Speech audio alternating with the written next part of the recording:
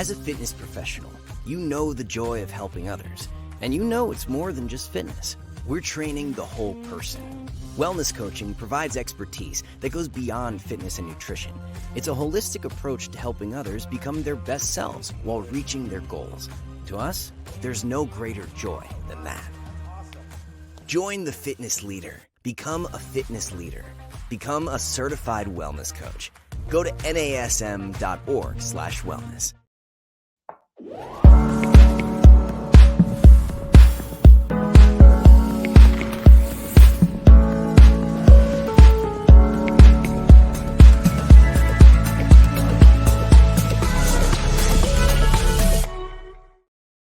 Hello, everyone, and welcome to Strong Mind, Strong Body. Today, we are going to talk about one of the big questions. Are you being honest with yourself?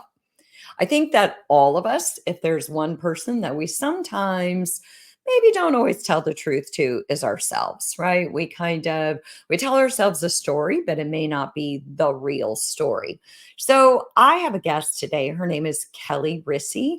She is an NLP Master Practitioner. She's a certified life and health coach. And Kelli's going to share some of her personal stories of having her values misaligned and the importance of getting our values in sync and how that ties into us being very honest and transparent with ourselves. Kelli, most of all, is going to help us clarify our core values so that we can be sure that we are being honest with ourselves and so that we can really focus on what truly matters at the heart, at our core, what we really want out of life and what we're doing intentionally on a day-to-day basis to make sure we capture the essence of that. So Kelli, I'm going to bring you in and have you introduce yourself. Hi, How you doing? Good. It's so great to be here. Thank you. It's so good to have you, Kelli. Before we even start, I know that you are a big values person and you do such great work on values. Tell us a little bit about you, how you got started and the kind of work that you do. Yeah, so I originally became introduced to this kind of values concept, is what I'm going to call it, through my neurolinguistics programming training. And I'm a trainer and a master practitioner. And through my life coaching and working with clients and my training, it became so real to me, my own personal, as well as watching my clients, that our values aren't always aligned. And then it creates problems. It does. You know what, Kelli, before we even go on, though, tell everybody what NLP is, because I'm not sure that everybody really understands. How does NLP set you up for success and how does it tie into values? Yeah, so neurolinguistics programming is really about the language that you use and whether that's talking to yourself, talking to others. It's also the study of excellence. We're never going to be perfect, but it's studying that so that we can be more excellent and really using neuroscience to help us move forward and get the results that we want. It's a great way of putting it. And you know what? Who isn't intrigued by neuroscience? Because I know you and I have talked about that a lot. And I think we both kind of like to geek out about that. So, Kelli, you've done a lot of work with values. So, let's kind of talk about aligning our values to achieve goals. Because at the end of the day, I think all of us throughout our lives, we have these goals. We want to say that we accomplish them because it's such a big part of how we hold true to what we set out to do in this world, the impact that we want to make. So, what kind of got your interest sparked in the concept of aligning conscious and unconscious values? Was there this particular experience that made you recognize the importance? Well, yes. And when I was going through the training myself and had my values realigned, that right there was a key eye opener for me. And really, for the first time that I did it, it was realizing that my values, as far as self-love, self-acceptance, I'm not sure I had any, Angie, quite frankly. And, the constantly beating myself up and, just the journey that I was on. It was very clear that my values didn't reflect self-acceptance. And Yeah. so that was the thing that kind of started the ball rolling. And so when I had my values aligned and was really able to look at like where they were before I did the work and where they were after, and then how everything was so much easier for me, that to me sparked an interest to be able to help other people. Well, you know what's interesting too, Kelly, is when I think about self acceptance and when I think about all of that, I think a lot of us who are very goal centered and very driven, we go, well, of course I accept myself because I set out to achieve these goals and I do.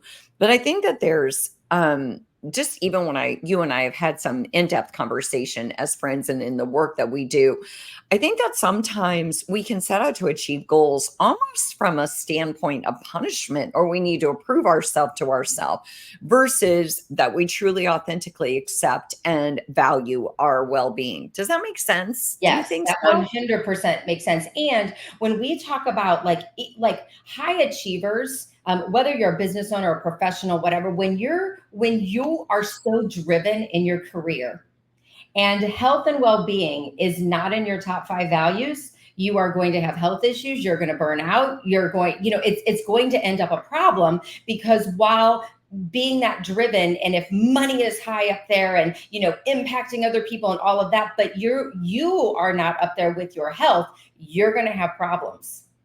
Yeah, I agree.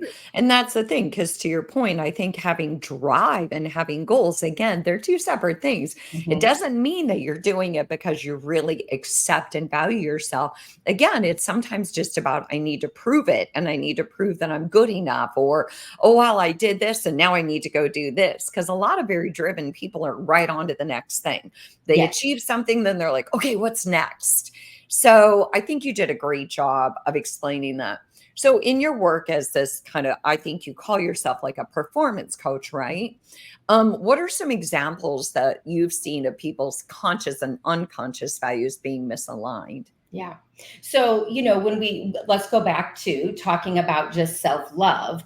And when it's not aligned, the impact in someone's life, then when it's not aligned, it's you're a perfectionist, you're hard on yourself. It's the shoulda, woulda, couldas, right? It's all of that. Like compassion and grace is nowhere, which to have self-love, you need compassion, you need grace. And so when those are out of line, you truly don't have the self-love for yourself. And we also know that when the more we love ourselves and the more we have that, then it's so much easier to love others also. Right. And then that affects us in our relationships, in our careers, in our business, with our friends, family, everything. Yeah, I think that that's a big one to recognize. I think that, especially, and I mean, maybe this is a generalization, but I think especially for women to like to truly authentically love ourselves, that self acceptance so much ties into our ability to accept other people. I think you and I would both agree that a lot of times when people are super hypercritical of others, that is generally a reflection of the fact that they're super hypercritical of themselves. And Yes. so it makes them kind of hard to be around. I think that so it's almost like I think of people like that as having jagged edges. If you're that critical of other people, then there's got to be a lot of internal conflict going on. And so I agree. I think that that whole self care, being able to take care of yourself. So what when And you then go into that? let me share my other one. So my other Okay. one is, I did a lot of work around that. Then as a business owner, my biggest thing is helping others and making an impact. And that is all fine as a business owner. So in the specific area of my career, money was not in there. Now, I'm also a former educator, and educators don't make a lot of money. You don't go into education to make a lot of money. And so that was like a really deep belief for me. And so when I transitioned into being a business owner, money was not in my top values. So here I am, making an impact and helping others and doing all that, except as a business owner, you have to have money. I mean, we all need money to live. Right. And so then I'm out doing things, undervaluing myself, undervaluing my training, undervaluing everything that I know and how I can help people. And because money's not up there, so I'm just giving it away freely. And so I had to go back and adjust my values to make sure that money was up there for me. That was huge, because if not, I can do everything in the world, but my business is not sustainable. I can keep doing all the things, but my business isn't sustainable. That's so true. And the thing is, a lot of us, what's interesting, Kelly, is a lot of us women who've networked through our speaking group, we are former educators. And 100% that is the truth.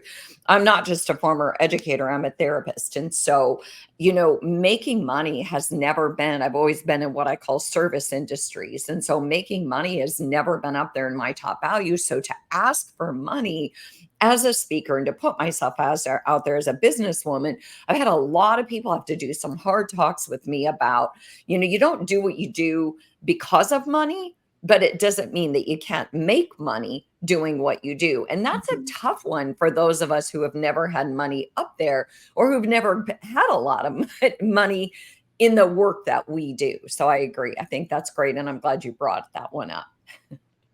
So let's go on though. Was there going to be another one that you were going to say, Kelly? You were Oh going to no, say that's no, something. nope. Okay. I do love though that you brought up the self-love. I love that you brought up the perfectionism and the would have, could have, should have's and all of that. So, um, how do you recognize it though? How do I, wake up one day and go, okay, it's not just that I'm quote not happy. What if it's that my values are misaligned? Because I do think that when I work with clients a lot of times, all they know is that it feels like they're trying to swim upstream or it just feels like things aren't working for them, but they can't get to the core issue.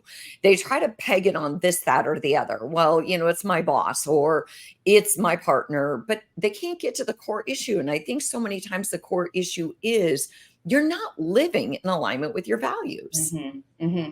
Yeah. And you bring up I want to speak to a couple of things there. You bring up it's my boss. It's this, the number one question that I learned in my training that, that I don't like this question, nor do my clients when I bring it up. And yet it's a question we always need to ask ourselves. And that question is, what about this is about me? Right? Instead of placing the blame everywhere else, what about this is about me? And really figuring out this is where we get to the deep stuff when we can figure out, well, what about it is about me? And when the red flags of wondering, like, well, am I misaligned? When you have a goal and you're not making progress, self-sabotage, when you are always self-sabotaging yourself, that means that you want this, but yet the belief isn't there, the values aren't aligned, like something is misaligned right there when you're constantly self-sabotaging yourself. Because a lot of times we can tell ourselves that we want something based on social standards, like I should want this, so I'm going to have that as a goal. And really, we, deep down, like subconsciously, it's not there for us. So those two, as you said, making excuses, and then that internal conflict with yourself, right? I call it a Mhm. tug of war. And a tug of war is something else that through my NLP practice, I resolve the tug of war a little differently than I do values. But when you have that tug of war going on inside, that's hard. That's hard for people. And the tug of war that we can mention is, I health wise, I want to lose weight. I want to improve my health. I want to do all that. And I want to eat everything that I like and, all the things around me. And the two, you're constantly just in this tug of war. So that's one example. Yeah. Well, and the whole self-sabotage, I did a whole podcast on self-sabotage with a gal named Nari Kaur, and she was amazing. And she's also an NLP practitioner. But that whole self-sabotage thing is a really difficult one for people. But I love that question. What about this is about me? But the whole self-sabotage thing, we do it a lot. Like you said, we say we want something, but then we get in our own way. And I think it's fear is a lot of the driver is if I get this, what will then be required of me? And so we do it a lot in a lot of areas of life, but the whole self-sabotage thing, we are kind of experts at it when we have Mhm. a lot of fear around something and when our values aren't truly there. When we say we want it, but then we do everything we can not to get there. Um, I like what the whole internal tug of war. So if somebody is out there and they're discovering, hey, there is a disconnect between my conscious and my unconscious values, what's the first step you tell them to take? Because I think that the first step, honestly, I'm a true believer that if you can take the first step, you are absolutely going to get there. Yes, I 100% agree with that too, Angie. And the first step is awareness. Like for you to really start being aware, am I achieving what I want to achieve? When I write down my values, and we're going to go into that a little bit too, but when I write down my values, is my life reflecting that, right? And let me say, or is your life reflecting like unconscious values that you're not even aware of, but really that's what your life looks like? And so I think it's that awareness of first just stepping back and going, oh, wait, I should be a little bit more aware of this. And then I always say next, it has to be the compassion and grace, because we are so used to beating ourselves up. And so I think then we have to bring in the compassion and grace of, oh, okay, so maybe they're not aligned. And that's interesting, and just doing it kindly instead of beating ourselves up over it. And then also, Angie, I think the next thing is you have to have the willingness to go deep. You have to have the willingness to do the work to get where you want to be. And so awareness is great. And then are you ready to go deep? Okay. So I've got awareness first, willingness second, and I agree. And in between there, space for compassion and grace. Because Mhm. once you're aware, that's great. I mean, I can be aware that I'm out of alignment, but am I willing to do the hard work that it takes? Am I willing to say, what about this is about me? Am I willing to do the hard work and dig deep and get into the weeds and say, okay, this is going to take work with compassion and grace to change the way that I'm navigating my life, because maybe 8 hours of my day is being spent doing things that have nothing to do with my values. But Kelli, before we go any further, I want to reintroduce you. So my name is Angie Miller. This is Strong Mind, Strong Body. I'm talking to Kelli Risse, and she is an NLP practitioner and a certified health and life coach. We're talking about, are you being honest with yourself? And it's about values and how often we live our lives out of alignment with our values, and what a core difference it makes in how we feel and how we show up to the world. And knowing that we have a limited amount of time on this earth, how do we then get our values aligned so that we can go out there and intentionally create the life that we want? So, Kelli, you mentioned the importance of identifying our core values. Can you kind of walk us through this practical way for getting clarity on what truly matters? Yes. So the first one is the title that we chose today, right? And that is, you have to cut the BS and really be honest with yourself, because the person that we lie to the most is ourselves. And we can say that we want something, and do we really want that? Right? And is that what we want? And is it just that we don't know how to get it? Or are we lying to ourselves and that we really don't want that? So that's the number one thing.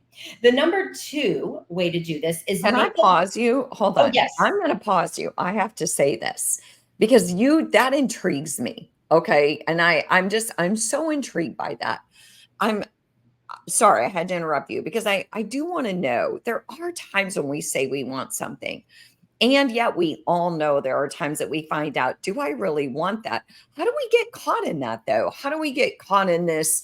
I want this, and then recognizing, do I really want it? I mean, what do you think gets our mind in that direction or gets us on that path in the first place? So I think sometimes a lot of times it can be the beliefs, right? The beliefs that we have grown up with, that we have instilled somewhere in us, and they're just running the program in the back, and we come up with this new thing that we want, but these beliefs are kind of holding us back. So sometimes it can be that. Sometimes it can be when we're doing things for other people, trying to impress other people, trying to get where we think we should be. Like, oh, I've been doing this for so long, so I should be here. Or, oh, I like the way that person looks, so I should do this, right? But not really wanting that for ourselves. We just think we should want it because of societal norms, because any social media platform tells us this is where we should be, even if it's not really something that we believe in or want. Okay. That's good. I'm glad that I had to get into the weeds with you on that one because I'm like, I agree. I think it's social media. I think it's society. I think it's messages we get from growing up. It's Yes. these things that we're told we should do or should want. I Mhm. know even in the early years of my own marriage, my husband, he defines success with money, right? I mean, he's a money guy. And I was always like, well, that's not how I define success. I define success with joy and serving others. And then I had a friend of mine a few years ago say, well, guess what? You can have joy and serve others and still make money. And so I had to kind of combine them and be like, you know what? She's right. I was so busy fighting against this idea that you had to make money to have success. And yet, what if you can have both? And so, yeah, it kind of goes back to that money thing, but I really had to take a good hard look at that and say, well, what if I am worth making money for what I do? And what if the work that I do is actually valuable enough to be paid money? So anyway, yeah, I thought I'm glad that we kind of went there. So where would you go next then? Right? Okay, so next is making a list of your top 50 values, right? Most people have you write your top 5 or your top 10. Those are very conscious, right? You're conscious, those are just in your conscious mind. You need to get to the unconscious ones, which is going to for you to require you to really write like 50 of them. And what else? What else? What else is important about whatever you're getting your value for? What else is important about relationships? What else is important about your career? What else is important about, self-acceptance? Whatever you're trying to kind of get your values in line. And then you just have to ask, what else? What else? What else? Until you have a list of 50. And you're also going to want to have some of those feeling words on there, like, and how do you want to feel when you do that, so that you have a combination really of feeling words as well as other words on your list of 50. Mm. I like the what else, and I like the how do you want to feel. Now I feel like you're talking my language here. How do Uh-huh. you want to feel, And Kelly? some people don't want to talk about feelings at all. They're like, "Oh my God, I need to say a feeling a feeling Yeah. word." Whoa, don't even go there. Yeah, and that's when Um, you ask yourself, how these are for the thinkers. There's thinkers and feelers. So true. then you say, how do you think you want to feel? Okay. So no, that's a really good one. Yes, and that's so true. Like or if you were a feeling person, how would you feel? Right? So Mhm. there's lots of ways around it. Stephen Hayes with acceptance and commitment therapy does amazing values work. And so that what those were some of the questions we asked for those who don't want to feel or don't think that they feel or aren't in touch with their feelings. So what else and how do you want to feel Mhm. and if you were a feeling person, how do you think you'd want to feel? So the word think is a great word for cognitive people, even if they're not used to tapping into their feelings. So I'm going to go into an example here. So let's say that someone says, my value is um, being a good mom. Okay. Mhm. So then we might say, well, what is it about being a good mom that really matters to you? Yeah, And so that's kind of in the context of relationships, yeah. right? What's important to you in the context of relationships. And and then it's what's important about being a mom, right? If that's the specific thing that you want to go into, what's important about being a mom. And then you're going to get, love, trust, communication, whatever's coming for people, right? Mm. Within that. Does that make sense? Absolutely. It's just about digging deeper and deeper. Mhm. I think sometimes people want to start by digging a small little hole. And you're just saying, let's just keep shoveling in there. Let's keep getting underneath the surface. And as far as we have to dig, excuse me, we're going to keep digging because we Yeah. really need to get to what is under there that you haven't tapped into, possibly never. Yes. Yes, correct. And when we go back to this relationship example that you just gave, is it relationship with yourself or is it relationship with others? And others, you're probably going to have the same values of relationships with others, whether it be your significant other, your children, maybe your parents, other like coworkers. You will probably have the same values with all of the relationship with others. Hmm. Yeah, that's interesting. That's an interesting concept. So then what do you do? We've listed 50. What do you Yeah. do? Okay. So now you're going to narrow it down to your top 10. Hmm. Okay. And so out of the list, just start circling the ones that that just stand out to you, that seem so important to you. Get so that you have 10, and then you're going to rank those 10 from the most important. That's the first one, to 10 being the least important, because the 50 values are going to be there, but we really want to focus on the top 10. So that's what you're going to do next. Choose them and rank them. Okay. So rank those top 10, which, okay, I'm going to play the other side here. What if Okay. somebody's like, I don't know how to get to my top 10? These all seem vitally important to me. How do you get them there? So the interesting thing is that when you have this list, I've never had anyone say, I can't get 10. Right? Like, I can't find my top 10.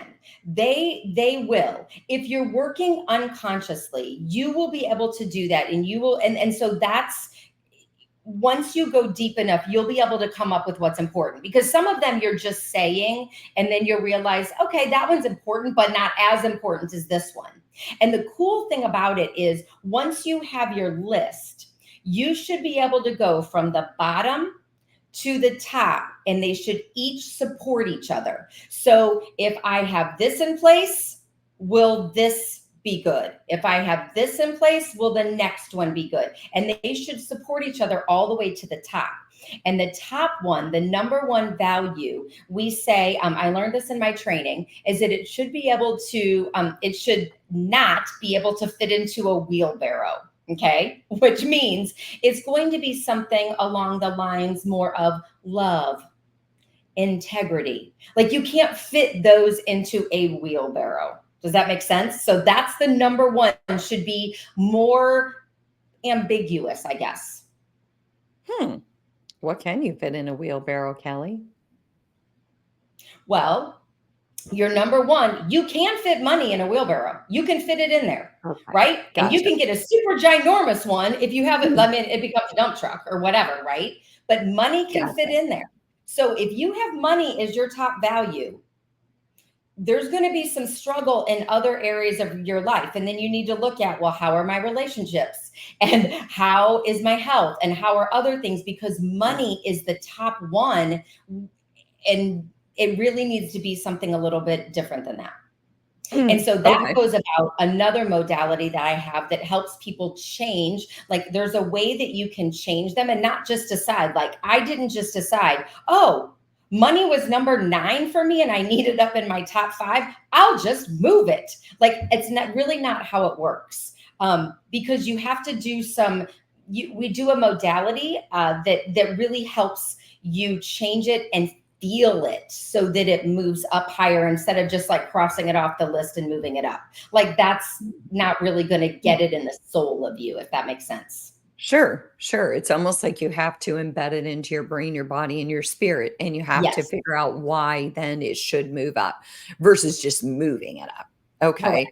Correct. So then what's your last step then? What would you do last?